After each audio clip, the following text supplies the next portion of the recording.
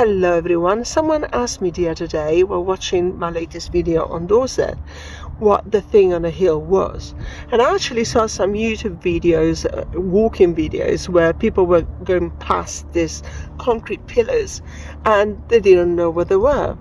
So today we're going to have a slightly different video than usual, and we're going to talk trig points. Well, that's a bit of a pain. The first trig point is now on private land and is closed, so you cannot go in there unless a trespass. And even if I'd like to, I'm not going to. So I've sent the drone.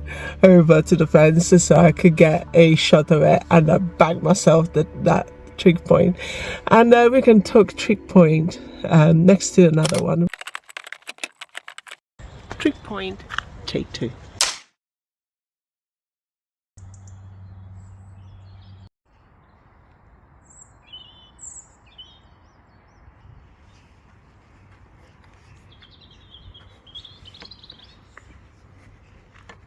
Hello everyone, I'm in Sweeney Forest today and I'm about to walk up to Pudding Hill. I went to Cold Ashby yesterday as I wanted to show you the very first trig that was installed in Great Britain.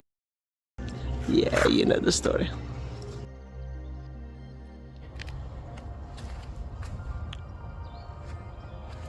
Here it is.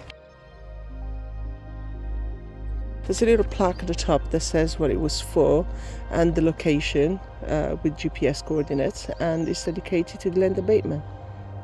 I've actually walked past this pillar so many times and I didn't quite know what it was, and one of the first things I wondered is where were these pointing to, because as you can see there's nothing, there's just trees, right? The Ordnance Survey installed over 6,500 pillars like this all over the country, and that was because more accurate mapping was needed after the end of World War I.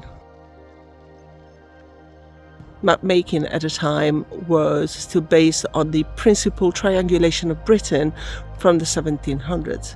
These ugly yet intriguing structures perched on mountains and hilltops here in the UK are called triangulation points, trig points for short.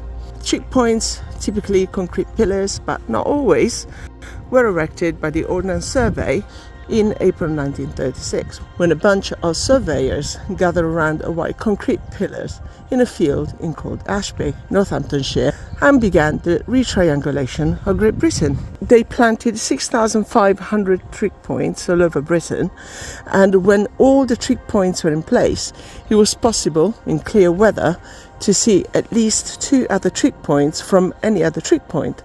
All I can see is trees. I guess that vegetation doesn't quite help these days with the view. Triangulation works by determining coordinations of a point by measuring its angle. A theodolite would have been secured to the top, right here. Mounting plate, which is usually made of brass and made level. Angles would have been measured from the pillars to the other surrounding points. Now, looking at the map yesterday, I noticed that around here there's only two, so one I think is gone missing. In most of the UK, trig points are between 3 and 4 feet. I guess that this one is 4, given my height. I'm 5'7", and yeah, I think it's about 4. They usually have a brass on top that protects the hole here. They are pyramid shaped, they're made of concrete, and they're a little bit like icebergs, so we can only see the top, but there's more of it below the surface. Some older ones can be cylindrical shaped and made of stones, can be chimney ones, also made of stones, like the Mamtor one right here. Today, with satellite technology, trig points are no longer needed for their original purpose. However, they remain important historical markers and very popular with hikers and walkers for the challenge that they represent. This activity is called trig bagging.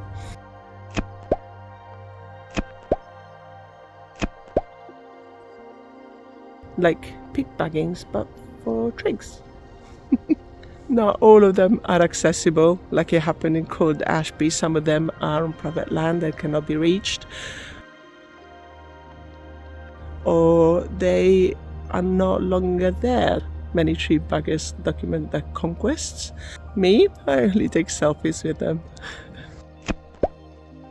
Well, you guys, I hope you enjoyed this video, and if you did, please give us a thumb up and leave a comment below. And I shall see you in the next video, which will be history, mystery, and spooky stuff as normal. Thanks for watching. Bye!